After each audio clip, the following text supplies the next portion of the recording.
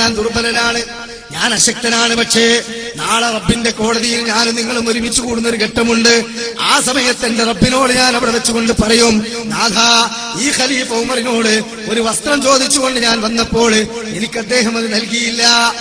ഉടനെ തന്നെ പ്രിയപ്പെട്ടവരെ ആ മേൽവസ്ത്രം ഊരിക്കൊണ്ട് ആ അഹ്റാബിക്ക് കൊടുത്തുകൊണ്ട് റസൂലുള്ളാഹി ഉമർ റളിയല്ലാഹു അൻഹു പറയുകയാണ്, നിന്റെ പാട്ട് കേട്ടിട്ടല്ല കേട്ടോ ഞാൻ നിനക്ക് തന്നത്, മറിച്ച് നിന്റെ പാട്ട് കേട്ടിട്ട് തന്നതല്ല, ആ ദിവസത്തെ കുറിച്ച് ആലോചിച്ച് തന്നതാണ്. പ്രിയപ്പെട്ടവരെ നോക്കൂ, നിങ്ങൾ എന്തൊരു മാറ്റമാണത്. നമുക്കറിയാം, റസൂലുള്ളാഹി സ്വല്ലല്ലാഹു അലൈഹി വസല്ലമയുടെ പള്ളിയിൽ നിന്നുകൊണ്ട് ഒരു സ്വഹാബി ഒരിക്കൽ കരയുകയാണ്. ആ സ്വഹാബി ഇങ്ങനെ കരഞ്ഞുകൊണ്ടിരിക്കുമ്പോ നബി ചോദിച്ചു, എന്തിനാ കരയുന്നത്? സ്വഹാബി പറഞ്ഞു, നബിയെ, ഞാൻ എന്റെ ജാഹിലിയത്തിൽ ചെയ്തു പോയൊരു തെറ്റിനെ കുറിച്ച് ആലോചിക്കുകയാണ്. കാരണം അല്ലാഹു തആല ഖുർആനിലൂടെ പഠിപ്പിക്കുകയാണ്, എന്ത്? ഇദൽ മൗഊദതു സുഇലത് ബിഅയ്യി ദംബിൻ ഖുതിലത്. നിരപരാധിയായ കുട്ടിയെ എന്തിനാണ് മോളെ നിന്റെ വാപ്പ നിന്നെ കുഴിച്ചു മൂടിയത് എന്ന് പരലോകത്ത് ചോദിക്കുന്നുണ്ട് നിരപരാധിയായ കുട്ടിയോട്. കാരണം ജാഹിലിയ കാലഘട്ടത്തിൽ പെൺകുട്ടി ജനിച്ചാൽ അത് അപമാനമായിരുന്നു. അതുകൊണ്ട് തന്നെ പെൺകുട്ടികളെ ജീവനോടുകൂടി കുഴിച്ചു മൂടിയിരുന്ന ആ ജാഹിലിയ കാലഘട്ടത്തിൽ സ്വന്തം കൈകൊണ്ട് ഒരു കുട്ടിയെ കുഴിച്ചു മൂടിയ സ്വഹാബി പള്ളിയിൽ നിന്നുകൊണ്ട് കരയുകയാണ്. റസൂലുള്ളാഹി ചോദിച്ചു, എന്തിനാ കരയുന്നത്? ആ സ്വഹാബി അദ്ദേഹത്തിന്റെ ജാഹിലിയത്തിലെ കഥ വിവരിക്കുകയാണ്. നബിയെ, ജാഹിലിയത്തിൽ എനിക്കൊരു പെൺകുഞ്ഞ് ജനിച്ചു പോയി റസൂലേ. ആ പെൺകുട്ടിയെ ഞാൻ കൊല്ലാൻ തീരുമാനിച്ചപ്പോ എന്റെ ഭാര്യയുടെ നിർബന്ധപ്രകാരം ഞാൻ എന്റെ പൊന്നുമോളെ വളർത്തിക്കൊണ്ടുവന്നു റസൂലേ. എന്റെ പിഞ്ചുകുട്ടി വീട്ടിലിങ്ങനെ വളർന്നു വന്ന് പിച്ചപ്പെച്ച് വെച്ച് നടക്കാൻ തുടങ്ങിയപ്പോ എനിക്ക് അപമാനം സഹിക്കാൻ കഴിയുന്നില്ല നബിയെ. കാരണം ഈ കുട്ടിയെങ്ങാനും പുറത്തേക്ക് ഇറങ്ങിയാല് എന്റെ വീട്ടിൽ ഞാനൊരു പെൺകുട്ടിയെ പോറ്റുന്നു എന്ന് എന്റെ സമുദായം അറിഞ്ഞാല് അത് എനിക്ക് അപമാനമല്ലേ എന്ന് വിചാരിച്ചുകൊണ്ട് എന്റെ ഭാര്യയോട് പോലും ഞാൻ പറയാതെ പുതുവസ്ത്രം ധരിപ്പിച്ചുകൊണ്ട് എന്റെ മകളെ ഞാനൊരു യാത്ര കൊണ്ടുപോവുകയാണ് റസൂലേ. യാത്ര കൊണ്ടുപോയി മരുഭൂമിയിൽ വെച്ച് എന്റെ കുഞ്ഞിനെ കുഴിച്ചു മൂടാൻ ഞാൻ ഇങ്ങനെ കുഴി കുത്തിക്കൊണ്ടിരിക്കുമ്പോ ആ കുഴിയിൽ നിന്ന് മണ്ണ് എന്റെ താടിയിലേക്ക് പതിച്ചപ്പോ എന്റെ കുഞ്ഞുമോളുടെ കുഞ്ഞിളം കൈകൊണ്ട് ആ മണ്ണ് തട്ടിത്തന്നപ്പോഴും റസൂലേ എന്റെ മനസ്സിൽ അലിവുണ്ടായില്ല നബിയേ. എന്റെ മനസ്സൊന്ന് പെടഞ്ഞില്ല റസൂലേ. അവസാനം കുഴി പാകപ്പെട്ട് വന്നപ്പോ എന്റെ കുഞ്ഞുമോളെ ഞാൻ ആ കുഴിയിലേക്ക് തള്ളിയിട്ട് ആ സമയത്തുപ്പാ എന്ന് ആർത്ത് കരഞ്ഞപ്പോൾ എന്റെ കുഞ്ഞുമോളുടെ വായിലേക്ക് മണ്ണ് വാരിയിട്ടുകൊണ്ട് ആ കുഴി ഞാൻ മൂടിയിട്ട് പോന്നതാണ് നബിയെ. എന്താണ് പരലോകത്ത് ഇതിന്റെ ശിക്ഷ? എന്തായിരിക്കും എന്റെ അവസ്ഥ? ഇതാലോചിച്ചുകൊണ്ട് ഞാൻ കരഞ്ഞതാണ് റസൂലേ.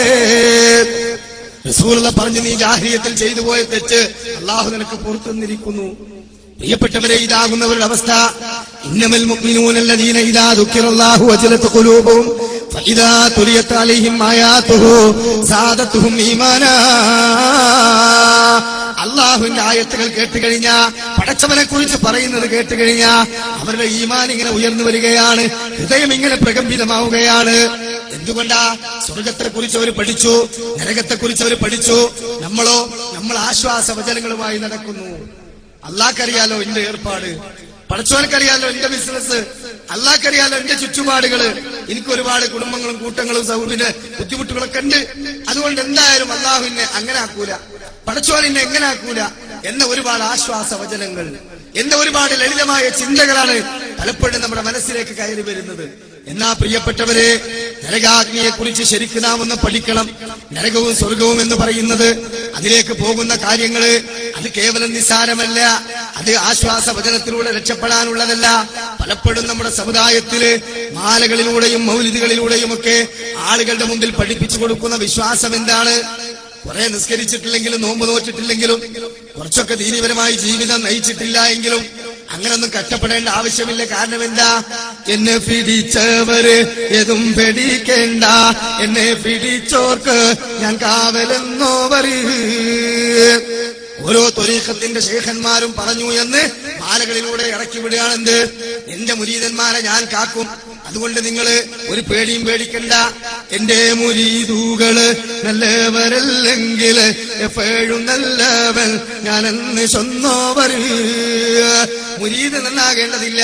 അപ്പൊ മുരീദിന് കുറച്ച് അളവിലും തൂക്കത്തിലും കൃത്രിമം കാണിക്ക, കുറച്ചൊക്കെ ഹറാമായി സമ്പാദിക്ക, കുറച്ചൊക്കെ ആളുകളെ പറ്റിക്ക, കുറച്ചൊക്കെ മോശമായി സംസാരിക്ക, കുറച്ചൊക്കെ ദുനിയാവിന്റെ പിന്നിൽ ഓടാ. അതുകൊണ്ടൊന്നും പ്രശ്നമില്ല.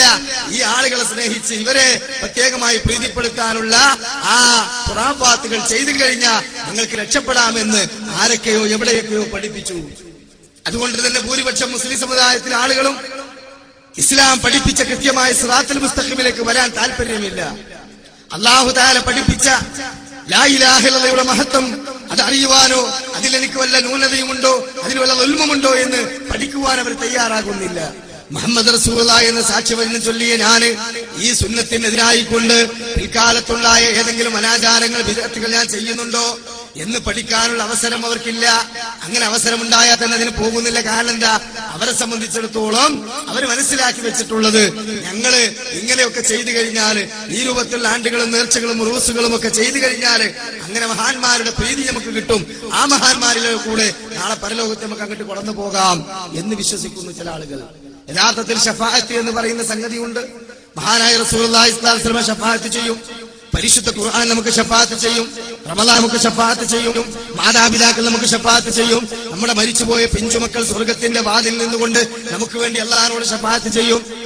ഇതൊന്നും നമ്മൾ നിഷേധിച്ചിട്ടില്ല, ശഫാഅത്തുണ്ട്. പക്ഷേ ആ ശഫാഅത്തെല്ലാം കിട്ടണമെങ്കിൽ അടിസ്ഥാനപരമായി ഉണ്ടാകേണ്ടത് ലാ തുശ്രികൂന ബില്ലാഹി ശൈആ, അല്ലാഹുവിൽ ഒന്നിനെയും പങ്കുചേർക്കാത്ത കറകളഞ്ഞ വിശ്വാസമുണ്ടാകണം. അപ്പൊ പ്രിയപ്പെട്ടവരെ, ഞാൻ പറഞ്ഞു വരുന്നത് സ്വർഗം നേടുന്ന കാര്യം നരകത്തിൽ പോകുന്ന കാര്യങ്ങളൊന്നും പഠിക്കാതെ അല്ലെങ്കിൽ നരക സ്വർഗങ്ങളെ കുറിച്ച് കൃത്യമായി ഖുർആനിൽ നിന്നും ഹദീസിൽ നിന്നും മനസ്സിലാക്കാതെ വികലമായ ജീവിതവും വിശ്വാസവും ആ ഒരു രീതിയുമായി കടന്നുപോയാൽ രക്ഷപ്പെടാൻ നമുക്ക് പറ്റൂല. അതുകൊണ്ട് ആമുഖമായി നരകമെന്ന പ്രതിഭാസത്തെ കുറിച്ച് ഇവിടെ ഒന്ന് ചെറിയ രൂപത്തിൽ ഞാൻ വിശദീകരിക്കുകയാണ്. ഞാനിവിടെ വരുന്നതിന് മുമ്പ് ബഹുമാനനായ ഹുസൈൻ സലഫിയുടെ ജഹന്നം എന്ന് പറയുന്ന കേസറ്റിലെ പ്രസംഗം CD പ്രഭാഷണം ഇവിടെ ഒരുപാട് പ്രവർത്തകരും ആളുകളും ശ്രോതാക്കളും കേട്ടു അല്ലെ. അതിനോടനുബന്ധമായി ആ കേട്ട കാര്യങ്ങളും ഇനി വല്ലതും അതിൽ പുതിയതുണ്ടെങ്കിൽ അതും കൂടെ വെച്ചുകൊണ്ട് ഒരു ചെറിയ ആമുഖ നരകത്തെ കുറിച്ച് ഞാൻ പറയാൻ ആഗ്രഹിക്കുകയാണ്. നമുക്കറിയാം അല്ലാഹു സുബ്ഹാനഹു വ തആല വിശുദ്ധ ഖുർആനിലൂടെ പഠിപ്പിച്ചു തരുന്ന നരകമെന്ന് പറഞ്ഞാൽ അത് അഗാധമായ ഒരു ഗർത്തമാണ്, അഗാധമായ ഒരു പാതാളമാണ്, കണ്ണെത്താത്ത ആഴമേറിയ വലിയൊരു കുഴിയാണ്. ആ കുഴി എന്ന് പറഞ്ഞാൽ കേവലം നമ്മുടെ നാട്ടിലുള്ള ഏതെങ്കിലും ഒരു കൊക്കയല്ല, അല്ലെങ്കിൽ ഏതെങ്കിലും ഒരു കുഴിയല്ല. മറിച്ച് ഖുർആൻ അതിനെ കുറിച്ച് പറയുന്നത് നാറു ജഹന്നമ അശദ്ദു ഹർറാ, ആ നരകത്തിയിൽ കത്തിച്ചൊലിക്കുന്ന അതികഠിനമായ താങ്ങാൻ കഴിയാത്ത തീജ്വാലകളുണ്ട്. അപ്പൊ ആ കേവലം ഒരു കുഴിയല്ല, തീജ്വാലകൾ കൊണ്ട് നിറക്കപ്പെട്ട ഒരു കുഴിയാണ്. നാറുൻ ഹാമിയ എന്നാണ് ഖുർആൻ പറഞ്ഞത്. അഗ്നി നിറച്ച ഒരു പാതാളമാണത്, അഗ്നികൾ കൊണ്ട് നിറക്കപ്പെട്ടിട്ടുള്ള ഒരു പാതാളമാണ്. റസൂലുള്ളാഹി സ്വല്ലല്ലാഹു അലൈഹി വസല്ലമ വളരെ വ്യക്തമായി കൊണ്ട് ആ നരകത്തിന്റെ ആഴം പഠിപ്പിക്കുന്ന ഒരു ഹദീസ് കാണാം. സ്വഹാബികൾ ഒരിക്കൽ റസൂലുള്ളാഹിന്റെ കൂടെ പള്ളിയിൽ ഇരിക്കുമ്പോ ഒരു ശബ്ദം കേട്ടു. സ്വഹാബികളോട് റസൂലുള്ള ചോദിച്ചു, അത്തദ്റൂന മാ ഹാദാ, നിങ്ങൾ കേട്ട ശബ്ദം എന്താ, നിങ്ങൾക്ക് മനസ്സിലായോ? സ്വഹാബികൾ പറഞ്ഞു, ഇല്ല നബിയെ, ഞങ്ങൾക്ക് മനസ്സിലായില്ല. അപ്പൊ റസൂലുള്ളാഹി സ്വല്ലല്ലാഹു അലൈഹി വസല്ലം പറയുകയാണ്, ഹാദാ ഹജറുൻ, അതൊരു കല്ലാണ്. ഒരു കല്ല് വന്ന് വീണ ശബ്ദങ്ങൾ കേട്ടത്. നരകത്തിലേക്ക് ഒരു കല്ല് വന്ന് വീണ ശബ്ദമാണ് നിങ്ങൾ കേട്ടത്. എന്നാണ് ആ കല്ല് വീണത്? ആ കല്ല് എന്നാ വീണത്? ഹാദാ ഹജറുൻ റുബിഅ ബിഹി ഫിന്നാർ, നരകത്തിലേക്ക് എടുത്തെറിയപ്പെട്ട ഒരു കല്ല് അടിയിൽ പതിച്ച ശബ്ദമാണ് നിങ്ങൾ കേട്ടത്. ആ ശബ്ദം എന്നാണ് ആ നരകത്തിലേക്ക് ആ കല്ല് വീണത് എന്നറിയോ? മുൻദു 70 ഖരീഫ, 70 കൊല്ലങ്ങൾക്ക് മുമ്പാണ് നരകത്തിന്റെ വക്കിൽ നിന്ന് ആ കല്ല് വീണത്. അപ്പൊ ഇന്നകത്തിന്റെ വക്കിൽ നിന്ന് ഒരു കല്ല് നമ്മൾ താഴേക്ക് ഇട്ടാൽ ഇടാൻ നമുക്ക് കഴിയൂല. ഉദാഹരണം പറയാം, ഇട്ട് കഴിഞ്ഞാൽ ആ കല്ല് അടിയിലെത്തണമെങ്കിൽ 70 കൊല്ലം ദീർഘമായി യാത്ര ചെയ്യണം. പ്രിയപ്പെട്ടവരെ, നാം ഒന്ന് ആലോചിച്ചു നോക്കൂ. ഖുർആൻ അഗ്നി നിറച്ച വലിയൊരു പാതാളമാണെന്ന് പറയുമ്പോ കേവലം നമ്മുടെ ഫാക്ടറികളിലൊക്കെ കാണുന്ന, അല്ലെങ്കിൽ നാമൊക്കെ അടുപ്പിൽ പിന്നെ വീട്ടിൽ ഉപയോഗിക്കുന്ന, അല്ലെങ്കിൽ നമ്മൾ എവിടെയെങ്കിലുമൊക്കെ കത്തിക്കൊണ്ടിരിക്കുന്ന വലിയ ഒരു അഗ്നിജ്വാലയായി കാണുന്ന ആ തരത്തിലുള്ള കേവലം ഒരു തീയല്ല അത്. മറിച്ച് നാം ഇന്ന് ഉപയോഗിക്കുന്ന തീയിന്റെ 69 ഇരട്ടി ചൂടാണ് നരകത്തിൽ അല്ലാഹു ഒരുക്കി വെച്ച തീ എന്ന് പറയുമ്പോൾ നമ്മൾ ശരിക്കും മനസ്സിലാക്കേണ്ടതല്ലത്. റസൂലുള്ളാഹി സ്വല്ലല്ലാഹു അലൈഹി വസല്ലം തന്നെ പറയുന്നു, ഒരിക്കൽ സ്വഹാബികളോട് പറഞ്ഞു കൊടുക്കുകയാണെന്ന്, നിങ്ങൾ ഇന്ന് ഉപയോഗിക്കുന്ന തീയ് ആദമിന്റെ മക്കളെ, നിങ്ങൾ ഇന്ന് കത്തിച്ചുകൊണ്ടിരിക്കുന്ന തീയ് അത് നരകത്തിലെ 70% മാത്രമാണ്. സ്വഹാബികൾ പറഞ്ഞു, നബിയേ, ഈ തീ തന്നെ മതിയല്ലോ ഞങ്ങളെ കരിച്ചു കളയാൻ. അല്ലെ, ഈ തീ തന്നെ പോലെ നമ്മളെ കരിച്ചു കളയാൻ. നമ്മൾ വീട്ടിൽ ഉപയോഗിക്കുന്ന തീയ്, ആ അടുപ്പിൽ ഇങ്ങനെ കത്തിക്കൊണ്ടിരിക്കുന്ന കനൽ, ആ അടുപ്പിൽ കനൽ നമ്മൾ വാരിയിട്ട് എത്ര നേരം പിടിക്കും? അത് വേണ്ട, നമ്മുടെ കയ്യിലുള്ള ലൈറ്റർ അല്ലെങ്കിൽ തീപ്പെട്ടി എടുത്തിട്ട് അതൊന്ന് ഓണാക്കിയിട്ട് നമ്മളിങ്ങനെ വിരലതിന്റെ മുകളിൽ വെച്ചാൽ എത്ര സമയം നമുക്ക് വെക്കാൻ പറ്റും? 2 മിനിറ്റിലപ്പുറം വെച്ചാൽ കത്തിയിട്ട് എല്ലിങ്ങോട്ട് കാണും. അല്ലെ, എങ്കിൽ ഈ ചെറിയ തോലിന്റെ കട്ടി, ഈ തൊലിക്കട്ടിക്ക് പോലും നമ്മൾ ഉപയോഗിക്കുന്ന തീയ് താങ്ങാനുള്ള കഴിവില്ല എങ്കിൽ, പ്രിയപ്പെട്ടവരെ, 69 ഇരട്ടി ചൂടുള്ള നരകമാണ് അവിടെ. ആ നരകാഗ്നിയിലേക്ക് എറിയുന്ന മനുഷ്യന്റെ തോല് അത് കേവലം ഈ രൂപത്തിലുള്ള ചെറിയ തോലല്ല, മറിച്ച് ആ തോലിന്റെ കട്ടിയെക്കുറിച്ച്